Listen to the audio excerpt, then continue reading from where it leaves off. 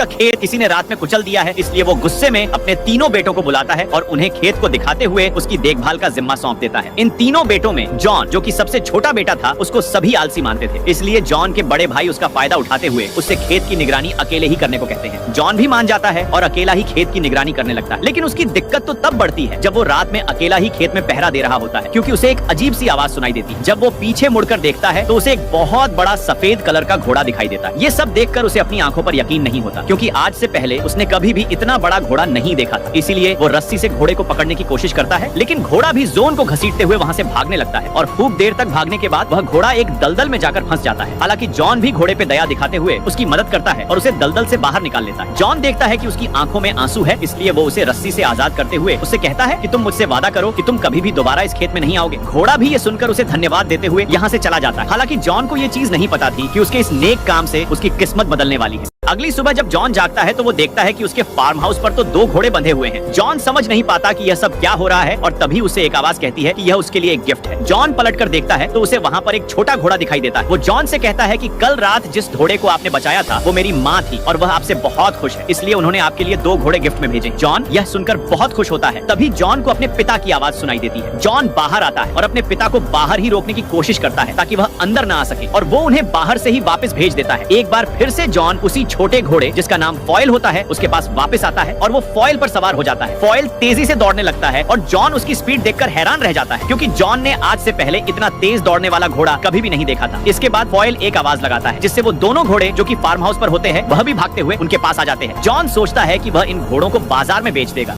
John जब घोड़े बेचने के लिए बाजार में आता है तो कई लोग जॉन से वो घोड़े खरीदना चाहते थे। हालांकि फॉयल भी जॉन को सलाह देता है कि हमें इन घोड़ों को बेंच में बैठे उस बुजुर्ग आदमी को बेच देना चाहिए, लेकिन जॉन इन घोड़ों को तो राजा को बेचना चाहता था ताकि उसे बहुत सारे पैसे मिले। और जब राजा आता है तो वह घोड़ों को देखकर मोहित हो जाता है, क्योंकि आज से पहले उसने इतने सुंदर घोड़े कभी भी नहीं देखे थे। लेकिन मंत्री राजा से कहता है कि ये घोड़े चुराए हुए हैं, इतने सुंदर घोड़े इस लड़के के हो ही नहीं सकते। राजा भी इस मौके का फायदा उठाता है और बिना पैसे दिए जॉन के दोनों घोड़े ले लेता है। जब जॉन पैसे की बात करता है राजा चुप रहता है और वहाँ से चला जाता है। फॉयल भी जॉन को डांटता है, मैंने पहले ही कहा था कि इन घोड़ों को उस बुजुर्ग आदमी को बेचना चाहिए। हालांकि फॉयल जॉन को उदास देखकर दुखी हो जाता है, इसीलिए फॉयल एक बार फिर से आवाज लगाता है और दोनों घोड़े आवाज सुनकर भागते हुए इनके पास वापस आ जाते हैं। लेकिन इन दोनों को ये चीज नहीं पता थी कि घोड़ों की वजह से राजा की बग्घी पलटकर आटे की बोरियों पर गिर चुकी है, जिससे राजा का पूरा चेहरा सफेद हो जाता है। इसलिए राजा को जॉन पर बहुत जोर से गुस्सा आता है। हालांकि राजा अपनी प्रजा के सामने जॉन को कुछ भी नहीं कहता और वो इस बार जॉन से इन घोड़ों की कीमत लगाने को कहता है। लेकिन राजा का मंत्री कहता है कि क्यों ना हम जॉन को अपने पास काम पर रखकर।